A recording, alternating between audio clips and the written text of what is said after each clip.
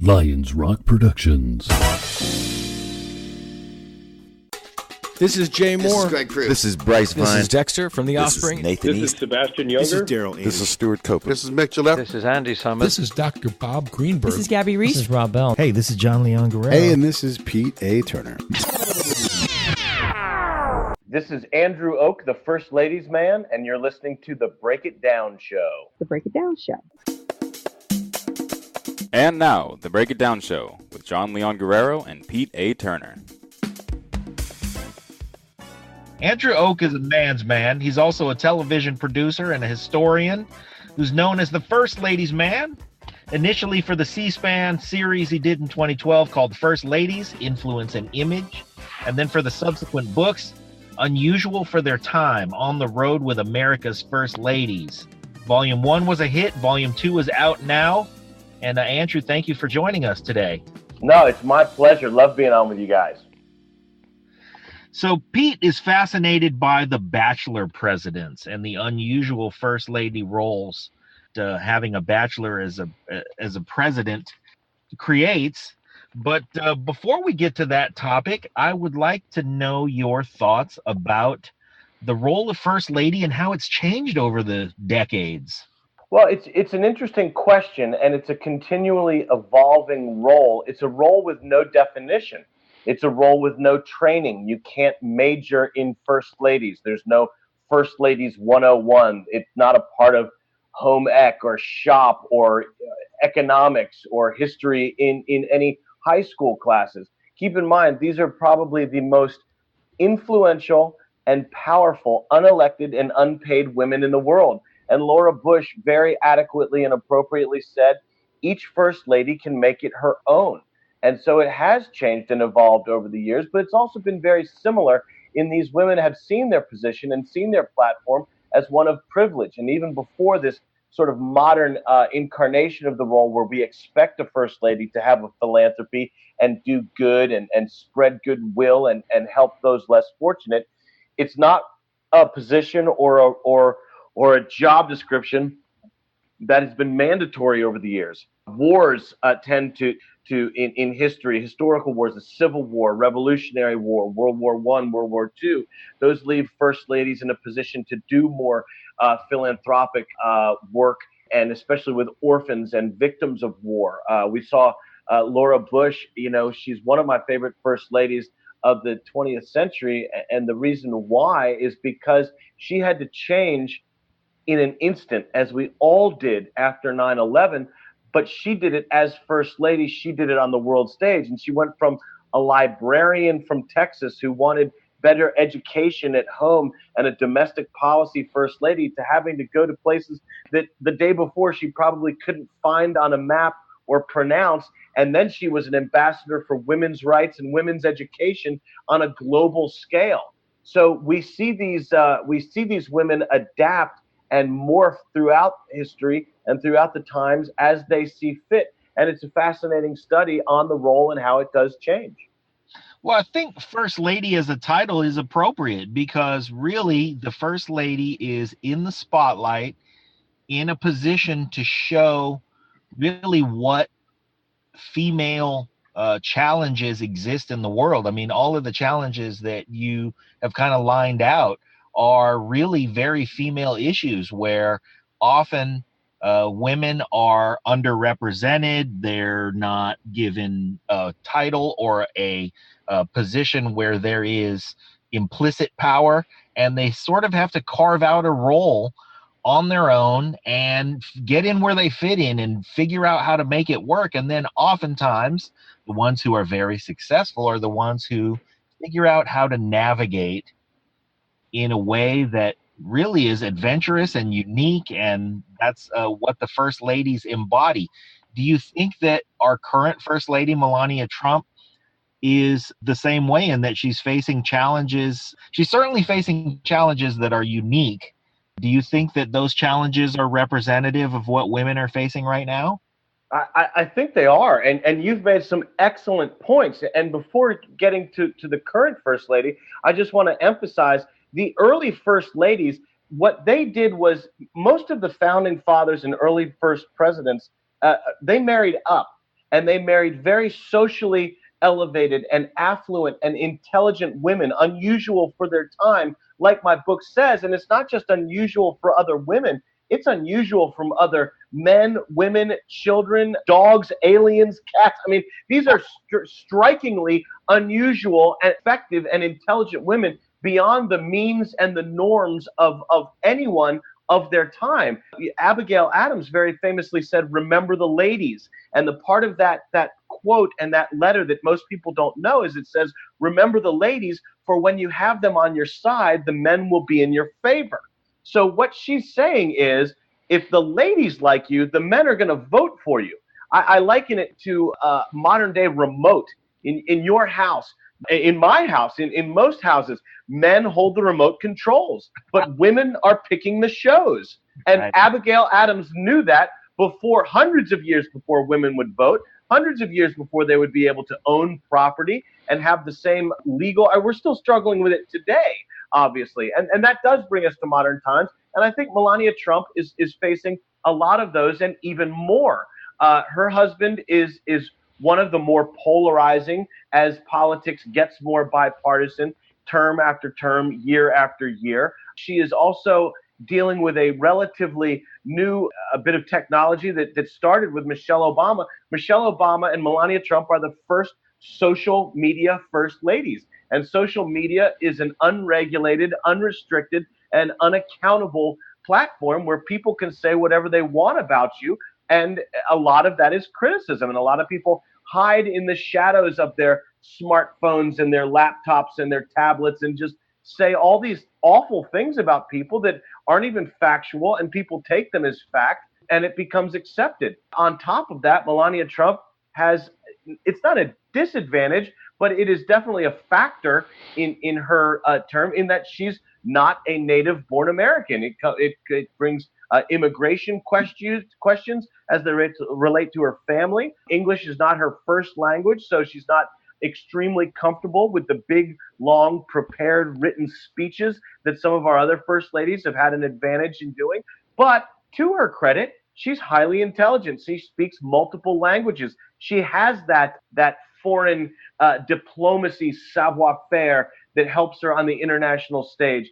She's highly fashionable and strikes quite an image, which Jacqueline Kennedy was able to take advantage of. I think Melania Trump is also hurdling some things in that she chosen cyberbullying and bullying and the welfare of children, which is a solid philanthropy and cause for a first lady, but people call her husband a cyber bully. And then Melania Trump herself gets bullied on the internet and in the cyber world. And I think that she leads by example by not answering her critics. She almost ignores them, and takes the power away from them when she doesn't let it phase her, and she just keeps her nose to the grindstone. And, there's the criticism that says she doesn't want the position or didn't care about the position. And, that's for her to know and decide only. But one thing you do get out of Melania Trump in that vein is when she does something, she's doing it because she wants to, not because she feels she has to. So you do get that genuine effort when she does step out in front of the camera for a cause or a speech or an event. Yeah, absolutely. She certainly got some challenges. The ability for Melania Trump to maintain her grace in the situation that she's in, I think, is another thing that defines the role of First Lady, because one of the things we really depend on them for is to give us an example of grace. And she certainly has challenges in that regard. Who do you think was the most challenged other First Lady when it came to being able to just hold it together and show, style and grace that was befitting of the position? Well, it's difficult for any of these first ladies to watch their husbands and their family be raked across the coals. Politics is a tough game. It is a rough arena, and so all of the first ladies do come into that. That is a factor in all of their administrations and terms in as far as that goes. It's very interesting to look at them all over the course of history, with what's good for one is not always good for another. What's bad for one is not always bad for another. But when you see times of trouble or physical health, Betty Ford went through a lot of stuff in the public eye, and she's very interesting to think about in that Betty Ford never should have been first lady. Her husband was never elected to president. He was appointed after Nixon resigned. And Ford was never elected vice president. He was appointed when Agnew resigned. So to think of this woman who never wanted to be first lady, her husband never ran successfully after he did do the second half of that term for Nixon as the appointed president. He ran against Carter and lost. These women aren't elected, but Betty Ford's husband was never elected to the position that made her first lady. And to think that she had to go through addiction abuse, alcohol, and other addictions, and breast cancer. There were not breast cancer walks and charities and awareness and things like that before Betty Ford. She brought things out of the shadows and into the spotlight on the world stage in a way that no other first lady had done. You can go back in time to the Adams administration. One of Abigail and John Adams's daughters had a mastectomy in the 1800s. Wow. It's awful to think about now. Imagine back in the 1800s. And it's not until the 1970s, the mid-1970s, that Betty Ford brings this out into the light. Hundreds of years later, 200 years later. It's significant time. Jacqueline Kennedy went through so much trouble with her husband and the extramarital affairs and the things and the Cuban Missile Crisis and all kinds of stuff that was going on there. It's for the most part, women, these first ladies, they don't get a pass when it comes to their husband's politics and their husband's misgivings or shortcomings or scandals or things like that. But they're not treated as harshly as their husband because they're not elected and they're not paid. They don't work for us. It's just they happen to be the wife of the man in the role. But any type of war in wartime, first ladies have gone through. Bush with 9/11, Bush Sr. with Desert Storm. You've got Ronald Reagan with the Cold War, JFK with the Cuban Missile Crisis, FDR, Harry Truman with World War II, Woodrow Wilson with World War I, and these first ladies are right there taking the brunt.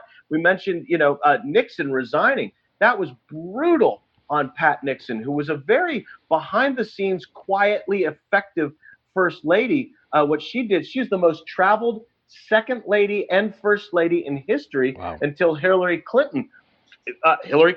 Another perfect example of someone who, a lot of stuff went down in the Clinton administration, stuff that wasn't stuff that you would want to deal with. And at the same time, she's a mother. I remember Chelsea Clinton during her awkward phase, similar to Amy Carter and other presidential children. These women have to be a mother to their children, and sometimes their children get caught in the crossfire. It's a very, very, very difficult role for all of these first ladies, and we have to consider they are real people. They're human beings trying to raise a family and do the best they can in this role. So, Andrew, as we look at the First Lady history, there's a couple of things that stand out, and about 20% of the time they are foreign-born. Now, granted, the First Ladies initially were born as British subjects, and sure, that obviously died out a long time ago. But given the way that we do have foreign-born people come here all the time, are we looking at maybe maintaining this presence of someone born in the former Yugoslavia who becomes First Lady? I mean, really, it seems like that number, 20%, maybe that's a little high, maybe it'll be a little less, but do you think we'll continue to see that kind of thing? Well, think about this. Martin Van Buren was the first American-born president. Right. He was the first man elected to the presidency that was born in the United States of America. Previously, they are all British colonists. Louisa Catherine Adams was the first foreign-born first lady other than the colonists, right, from before Martin Van Buren. And then it's all the way up to Melania Trump until we have a foreign-born first lady in modern times. The world does get smaller every day as our economics become more of macro level. Immigration and even the acceptance of refugees all over the world. There's definitely the United Nations. It's arguable the effectiveness of it, and I'm not here to to pontificate on world politics or global economics, but you would think that this would become more prevalent.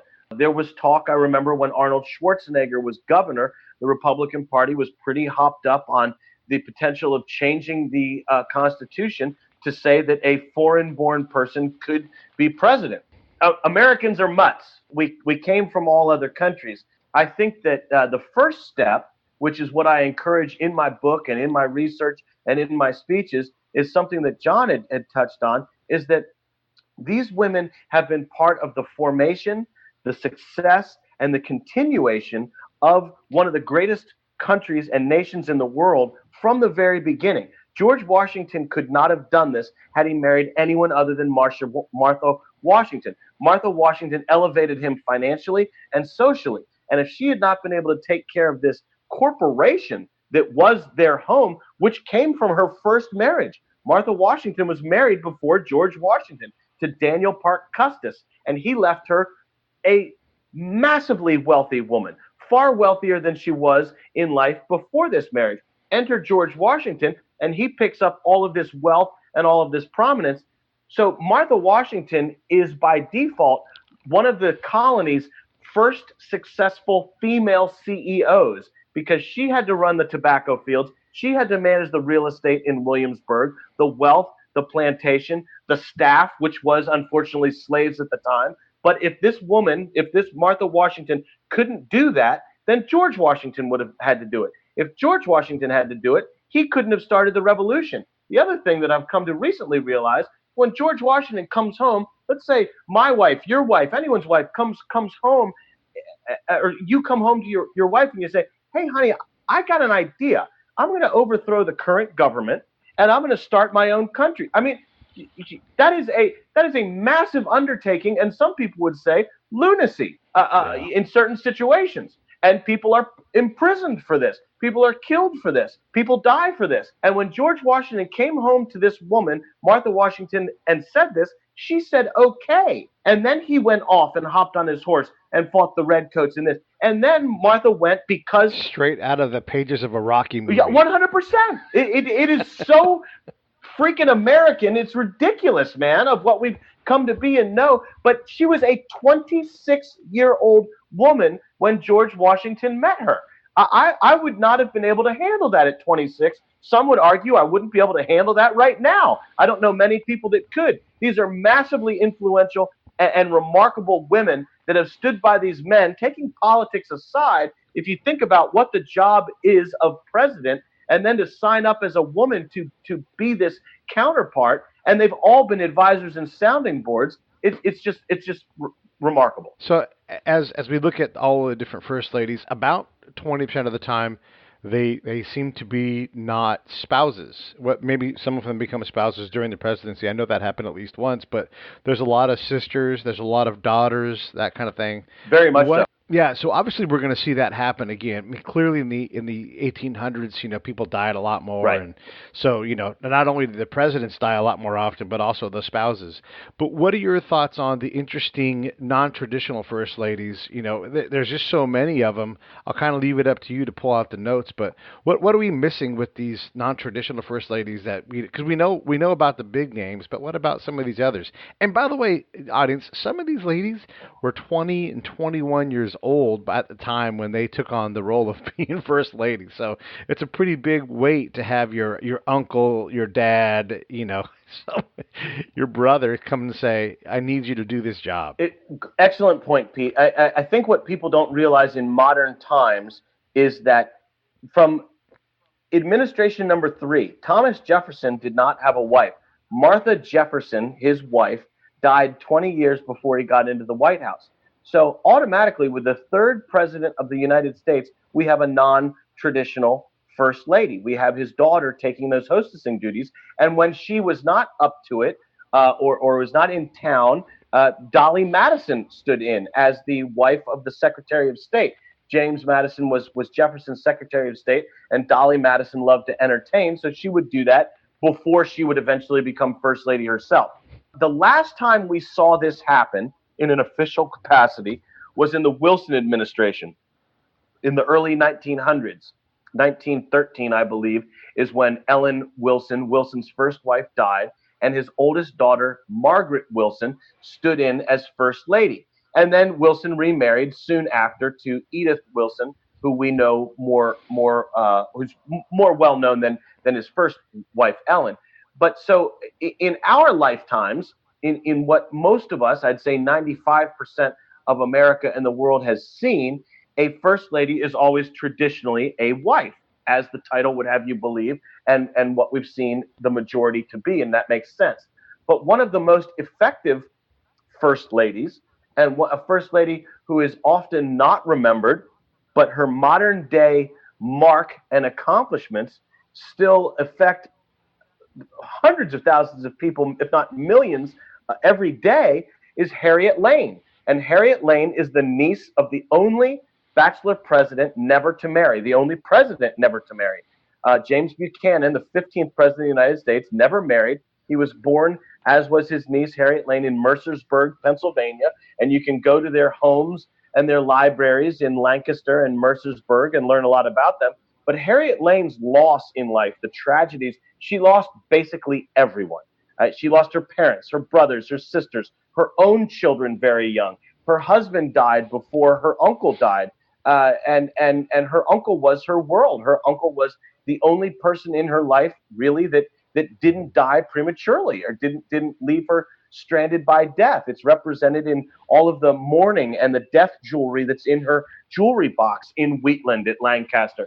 And some of the things that she did with the privilege that her uncle provided her in life was she started the foundation and the collections and the inspiration for what became the National Gallery of Art. So when you go to the National Gallery of Art in the Smithsonian collection in Washington, D.C., you have Harriet Lane to thank for starting that. And someone has to be the first. And that's a massive impact on our culture, on our society, on the development of our arts and theater here in the new world, in the country that we're just starting off, kind of trying to get our foothold in the United States and develop our culture of our own while recognizing that we're a melting pot and coming from around the world and culture and art from other places. And we have Harriet Lane to thank for that. Maybe even more significantly is that because of the death of her two children when she was living in Baltimore, Maryland, she started what is now the Children's Ward at Johns Hopkins Medical facility, which is world renowned for the research and the work that they do there with children. So not only are these women not wives, but the ones that we don't remember should be credited with some massive accomplishments that still affect our modern world. Yeah, I was struck by the impact that must have hit Edith Wilson. I mean, President Wilson has three first ladies. There was a daughter kind of interim. He had a wife die while he was in office, and then Edith comes in, and then she, in effect, becomes the president. 100%, I mean, largely. Yeah, that's not even talk about that. Pete, that's not even an exaggeration or being dramatic. During his second term, Wilson had a stroke, and it was a debilitating stroke. It paralyzed half of his body, as I understand. And there's notes at the Wilson Museum in Stanton, Virginia, spelled Staunton, but pronounced Stanton, but spelled Staunton. And the Woodrow Wilson Museum is there, and there are letters from his personal and White House doctor there that confirm all of this. And when Wilson had the stroke, they basically covered it up from the American people in the world. They said that he was tired after World War I and needed a break and needed to relax a little bit. And people, there are well-wishing letters and offers and people wanting the church choir to come by and sing for him and help the president. And in these letters, they say, I didn't like the president. I didn't vote for the president. But for what he's gone through and what he's had to do, I want to help. I mean, think about the political atmosphere and climate today versus there, where now opponents, they make up things to tear down the man that they didn't vote for. And this is both sides. Yes. This is right down the middle. Right. But think if we don't see Trump walk across the lawn every day or walk through the garden or have a press conference, if we didn't see Obama, even when he's on vacation, body surfing in Hawaii, or Ronald Reagan chopping wood on his ranch, Nixon at Camp David in California, Gerald Ford skiing, Jimmy Carter fishing in Georgia. We need to see these people all the time, every day, to verify that they're still there, or they're still working or doing something. Wilson disappeared for months, and his opponents not only supported this and forgave him, but encouraged his relaxation. So while this was going on, Edith Wilson was making foreign dignitary appointments, making decisions. Nothing went through the president's bedroom door that didn't go past Edith Wilson's eyes. There's a letter that I held and I read, and it's between an administration member and Wilson's doctor. And it says, President Wilson's plan to retire does not please Mrs. Wilson, so we have to come up with something new. President Wilson was going to go to the joint session of Congress and retire, but his wife said no. So he changed the plan and he stuck it out. She says that he made all the decisions, and she just held the papers for him to read, and he told her what to sign and what not to sign. Of course she's going to say that. That's her. That's his wife. That's her role at the time. And I mean, we haven't had a first female elected president yet. Imagine in the 19 teens how that would have gone over. I mean, women couldn't even vote yet. I don't think. They had just gotten by that. Okay, so there's something with the Harding administration. Florence Harding is the first lady to be able to vote in a presidential election, but maybe it wasn't her husband's president. The dates. You know what? Yeah, it wasn't there right during her first lady time, but it was by the time she left. Okay, so, there we go. It was. I knew it was something like that. And Mamie Eisenhower. I know this. Mamie Eisenhower was the first lady in the election where the women voters outnumbered the men voters for the first time in history, the electorate. And that campaign was geared very specifically towards that demographic and towards women in the way they put Mamie out there and the way that she campaigned. And even the campaign tchotchkes, they gave out like, I like Ike women's combs and women's hats and dresses and gloves and silk stockings and things like that said, I like Ike down the side of it. Women's role in this whole process from the very beginning, as I said, going back to George Washington. I'm old enough to remember Ronald Reagan said, I don't make a single decision without running it by Nancy. And he got a lot of grief for that. This episode of the Break It Down Show is brought to you by Lions Rock Productions. That's us. We publish, evaluate, and develop podcasts just like this one, consult others to build their own, and create associated content and content marketing strategies. So if you're launching or expanding your social media presence, your business or your personal brand, or if you just want to take your media presence to the next level, reach out to us on Twitter at Pete A. Turner or at JohnLG69 at the Break It Down Show. There's 1,000 ways to get a hold of us. Now enjoy the show. I don't make a single decision without running it by Nancy. And he got a lot of grief for that. Well, we go back and look at letters from the Revolutionary War, and General George Washington says, I need my wife at my side. I don't think clearly without her. And she traveled at great personal risk through hardships of weather and disease and famine at times to get to nearly every winter encampment, basically to be his wife and his advisor. So we really shouldn't be surprised at these roles. I know we've kind of gotten off the track of first ladies that aren't wives, but it brings it to modern times when people get upset that some of Trump's family members, or that Melania Trump wasn't going to, that Ivanka Trump had a role in her father's administration of this. Well, she's got businesses, she's got successes, she has contributions of her own to bring. Again, I keep out of politics of it, but just looking at the facts, a president bringing his daughter in, or a president bringing a non-wife in to contribute as he sees fit, is completely unprecedented and has been going on since the beginning of our country. You can say it's absolutely a norm. Is it common? Meh. But yeah, it's happened a lot. What about someone like Benjamin Harrison when his wife passes during his presidency? How do these guys, and it's happened more than once, but how does someone like Benjamin Harrison handle that? Is it just a product of the time and you're like, yep, she caught the fever and she's gone and where's my daughter? It is, the like we said, each first lady treats the role differently and makes it her own. And how much involved they are, is debatable and left up to the individual. So Caroline Harrison, in her time when she was alive, was a very significant and very productive first lady. She did a massive interior decoration upgrade to the tune of I think it was somewhere around $20,000, which back then is well, right now I'd like to have $20,000 in cash in my pocket. And so back then, at the beginning of the turn of the century in the late 1800s, that's a massive amount of money. She entertained celebrations and foreign dignitaries and did so with grandeur and proficiency. So when she dies, that leaves a big hole in her husband's administration. Again, when this has happened because of health, I can think of Eliza Johnson.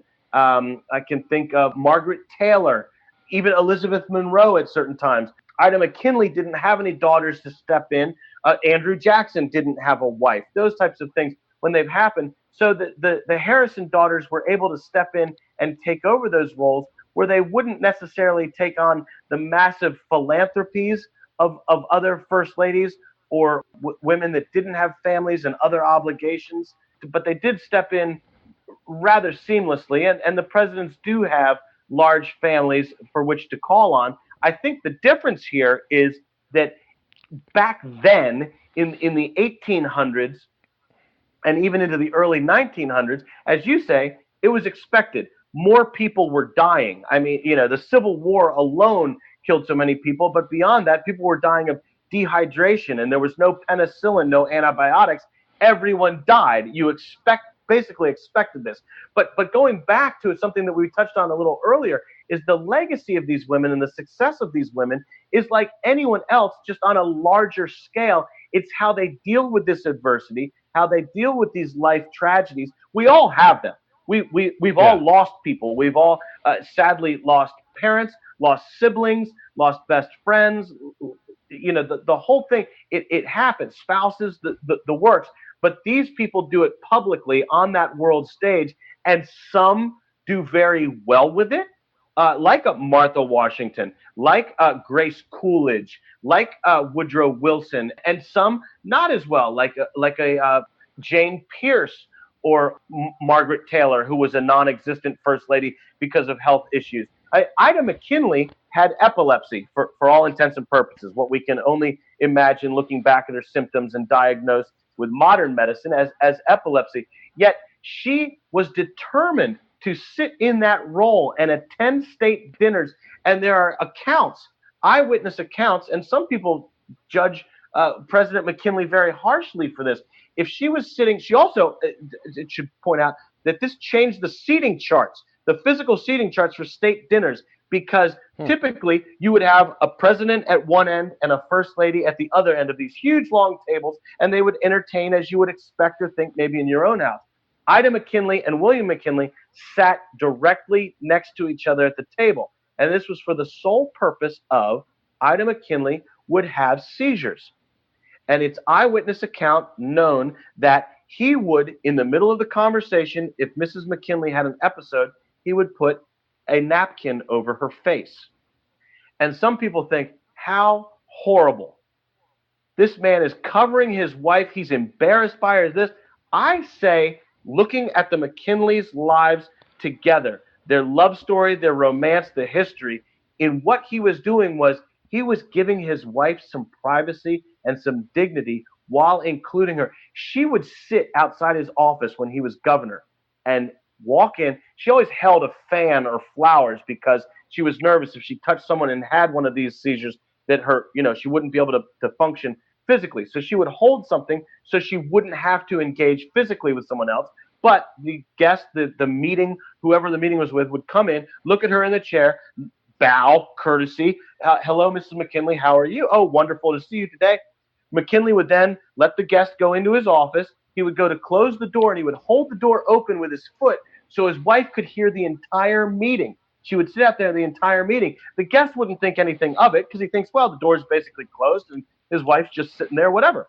Then he would leave the meeting. The guest would say, Mrs. McKinley, wonderful to see you. Have a nice day. Off they go. And then he would pull her into the office and say, okay, Ida, what did you think? What happened? She was such an integral part of his personal and professional life and his political prowess that it changed the seating chart of state dinners. And he would give her that moment to pull herself together under the napkin and then pull it down and act as if nothing happened. How progressive is that? I think it's highly progressive. Yeah, I'd love it. Ida McKinley, when she was Ida Saxon, when she was the daughter of a banker in Canton, Ohio, talk about progressive. Ida's father said in the 1800s, the mid-1800s, he said, I don't want my daughter to be beholden to a man for any reason. And he gave her a job in his bank, so she would know finances, have a job of her own, and be able to live in the 1800s without the support of a man. That's unthinkable for the times. That's unusual for her time. I want to go back because these things. Wait, I have to say something. Oh, there's John. Hey, John.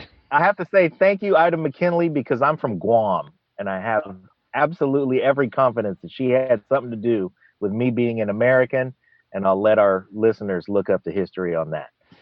John, that's a great point, and that could even lead into another conversation about Helen Taft and the Filipinos and how Taft got into office when all he wanted to be was a judge. Yeah. I mean, the influence that these women have that has impacted the modern world, as I've said numerous times, is beyond remarkable. How great of a woman is she? I mean, he was a Supreme Court judge, president, and a House of Representatives member. He did all of the branches. Well, yeah.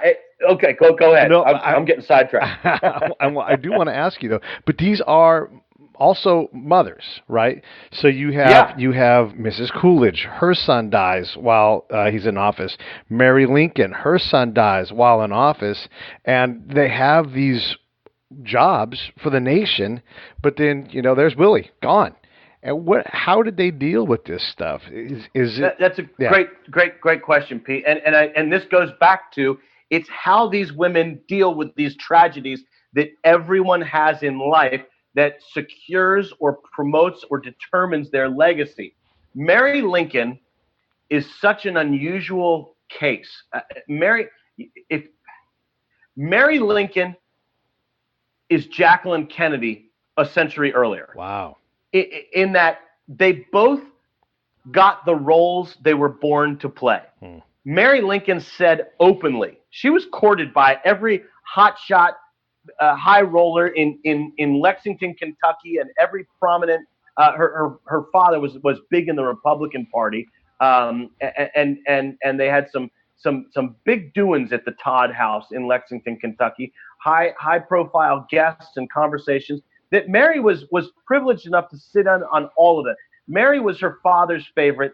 Mary was her father's closest little confidant, and she was given things that men of those days were not given. So this whole, that people write about Mary's tragic childhood, and she was tormented by an evil stepmother. That's a Walt Disney story. You know what she was? She was a teenager writing in her journal who didn't like her mom, just like every other teenager that's ever been born in the world. Mary Todd at the time, rode a pony to school where she was taught French and piano and mathematics at a private school and finishing school that most men only dreamed of this kind of education. And she made hoop skirts with her cousins down by the stream that ran in the back, and they put on plays, and she had a wonderful childhood. And she had two grandmothers that were widows that were massively successful and ran plantations and corporations of the day of their own. So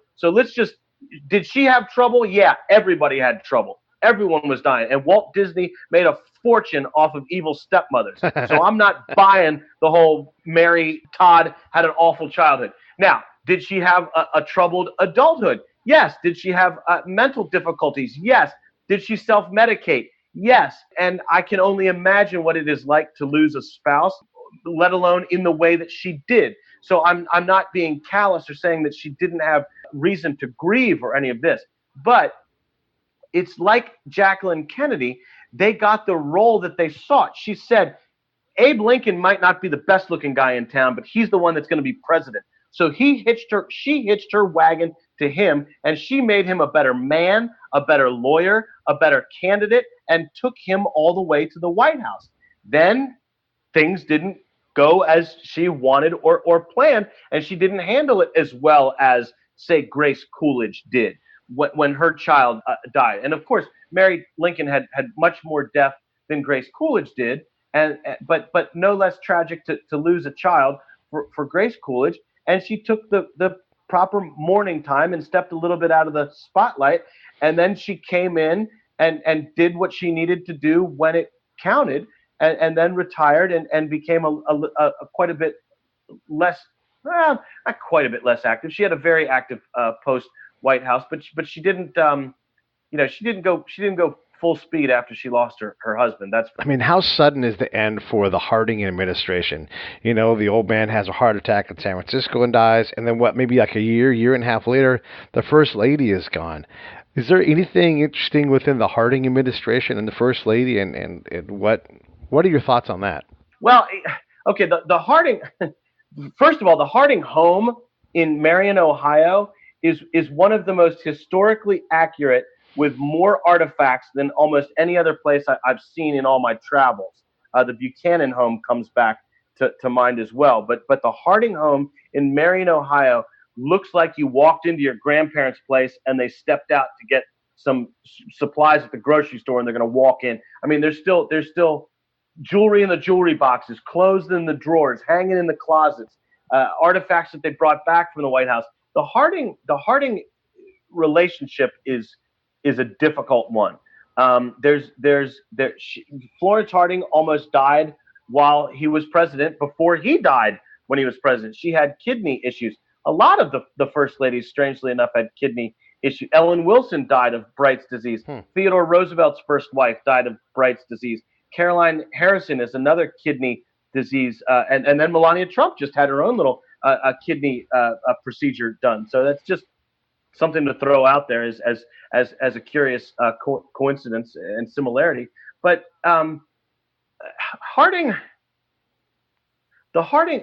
marriage was a business operation, as well as at some point I'm sure there was a love connection there. I don't mean to think that there isn't, but there's a significant amount of infidelity. There's a love child. There's letters that have recently come out. But when they first started dating, Florence Harding had a child with another man, a former husband. And he was an alcoholic and he was abusive.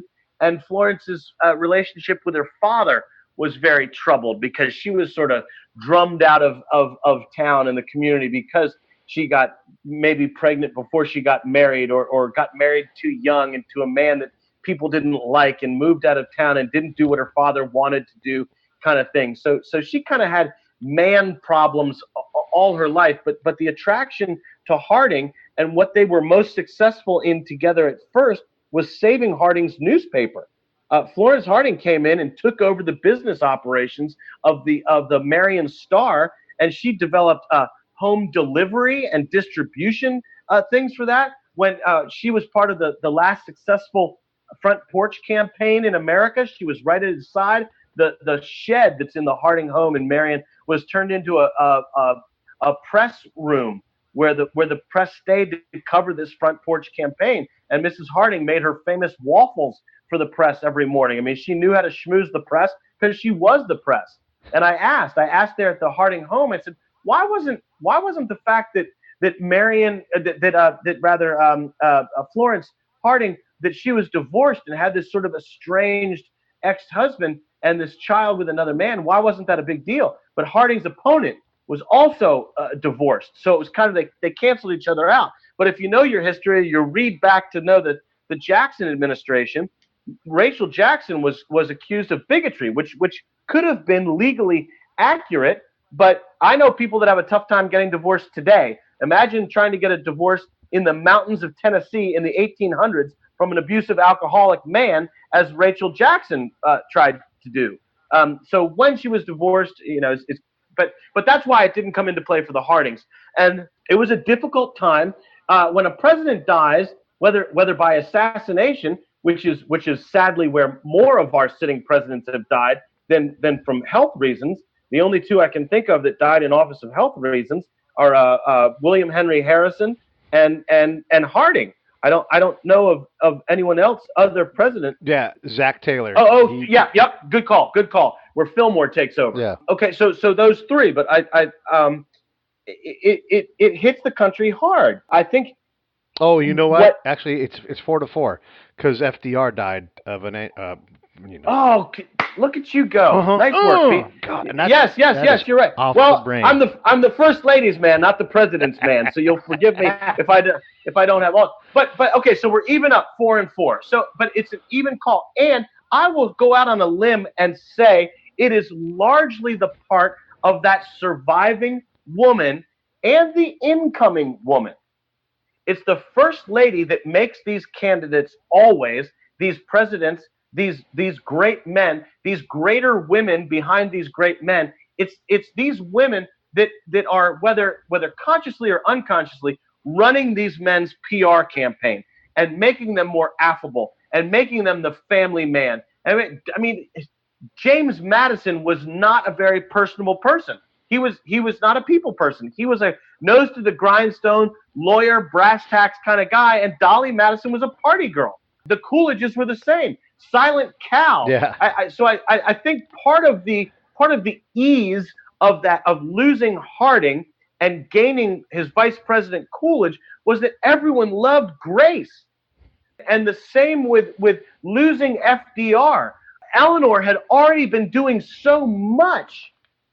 But that was kind of opposite with the Trumans, because Bess Truman was the quiet, silent type that stood in the background and supported her husband, and everyone loved Harry because Harry was a man's man. Harry wasn't a politician. He was a military man, a businessman, just a guy that people liked. Same with Andrew Johnson. That's how Andrew Johnson got into politics, because he was a tailor. He couldn't even read or write. His wife, Eliza Johnson, taught him how to read and write in his Greenville tailor shop in Tennessee, and people just liked his tailor shop. Was like the corner hangout. It's where everyone hung out, and he was just a great orator and conversationalist, and people were finally like, hey man, you should run for office. You got some great ideas. You're a good thinker. Next thing you know, he's in the White House as vice president during the Civil War, and then takes over for Lincoln afterwards, another replacement or promotion of a vice president. But I think it's a lot how the country deals with it is whatever that strong, shining voice that comes through. And many times it's that first lady who, either with the outgoing president or the president that we've lost because of health or assassination, it's that first lady that greases the skids and makes everyone comfortable. Eleanor Roosevelt was the one who told the country about Pearl Harbor. She did the radio address. I mean, think about that. Yeah. We're talking to the First Ladies Man, Andrew Och. You can get his book at firstladiesman.com. You can find him on Twitter at first Ladies Man AO, and we'll of course link all that stuff up in the show and notes and everything, and you'll be able to find it. But yeah, for sure, and we're not done yet, but I just want to let everybody know, like, go to First Ladies Man, and there's tons of videos. You went all over the nation, looking at going to these ladies' homes and finding out what you could about them and gathering all this fantastic stuff. All right, so let me ask you this next question, and then we'll kind of button things up.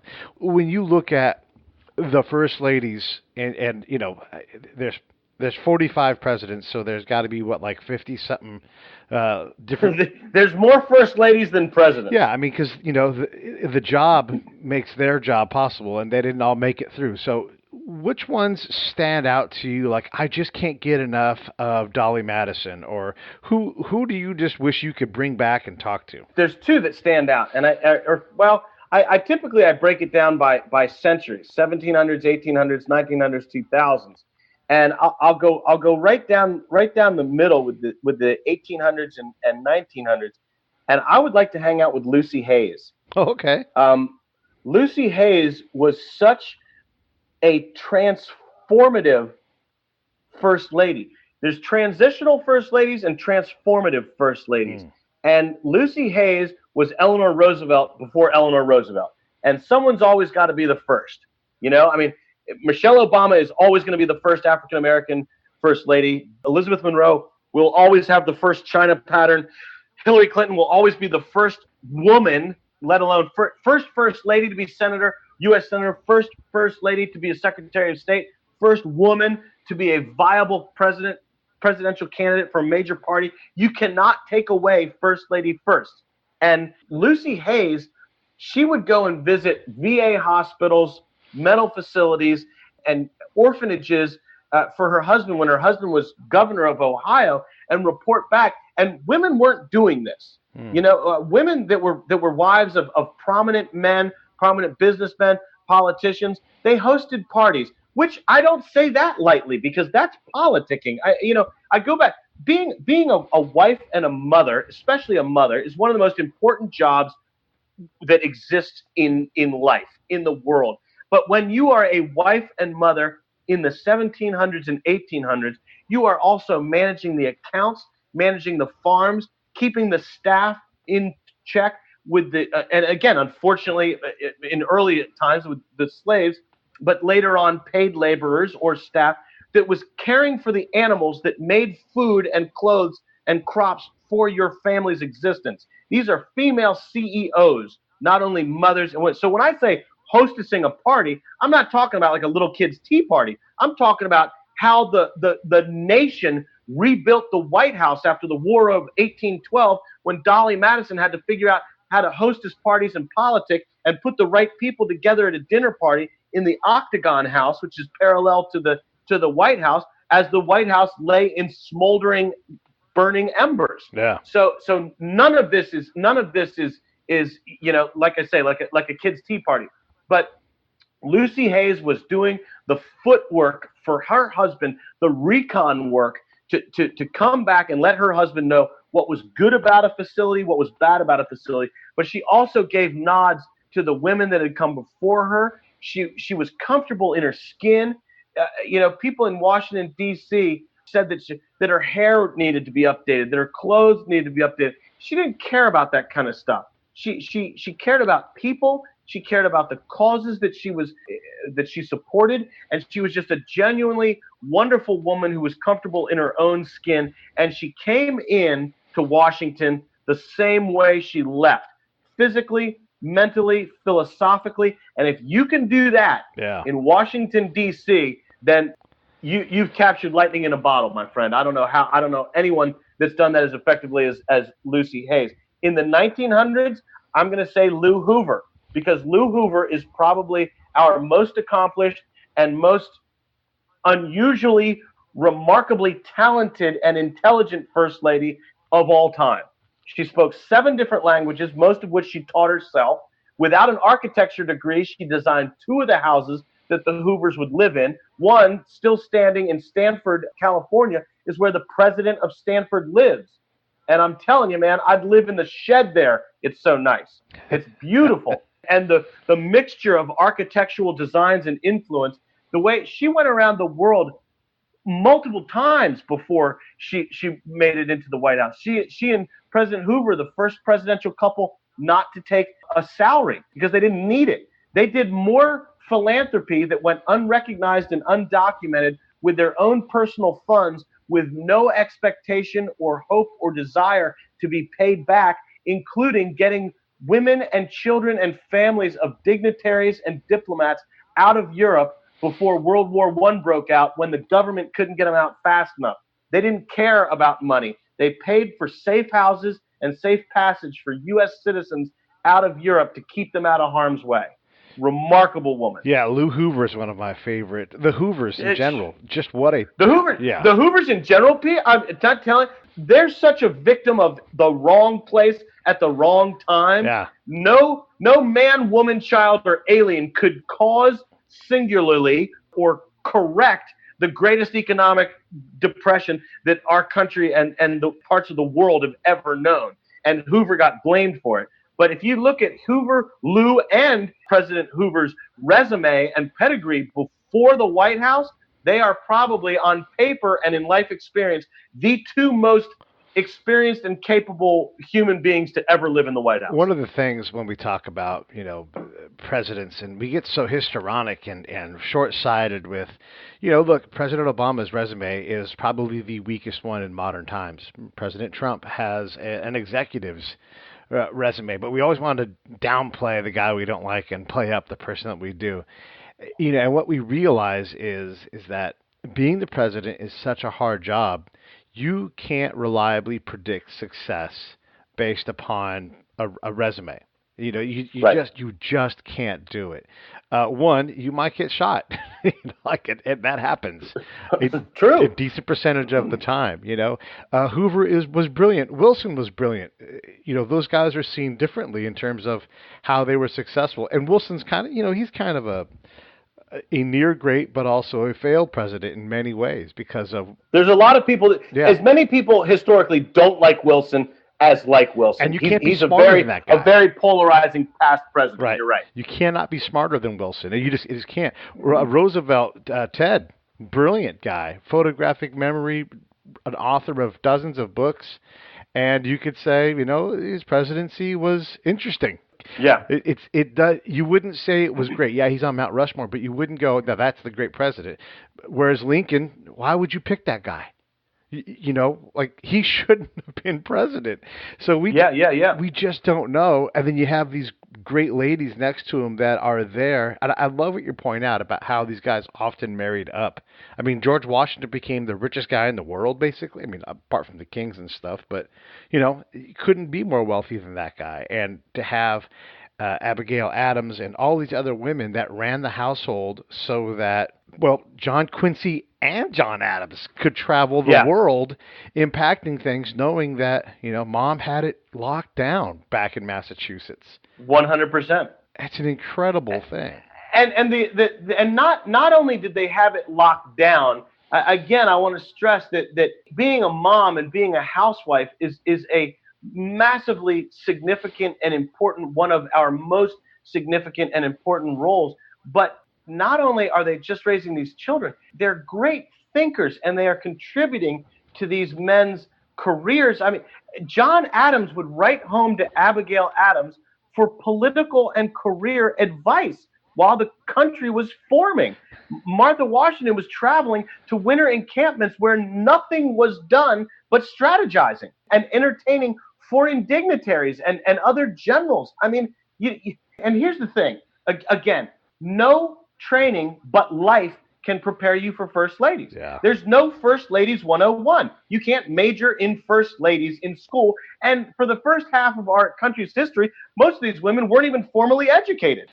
The fact that they were thinking what they were thinking, saying what they were saying, and contributing to what would be America, and think about the modern world without America. Mm-hmm. World War I, World War II, Apple computers, Harley Davidson, McDonald's. I mean, there's so much in the modern world that affects globally everyone, that if America isn't here, and to think that much of that hinged or rested on the shoulders of a 26-year-old widow that had just inherited 8,000 acres of productive tobacco land. It's really, really remarkable when you break it down like that. Yeah, it really is.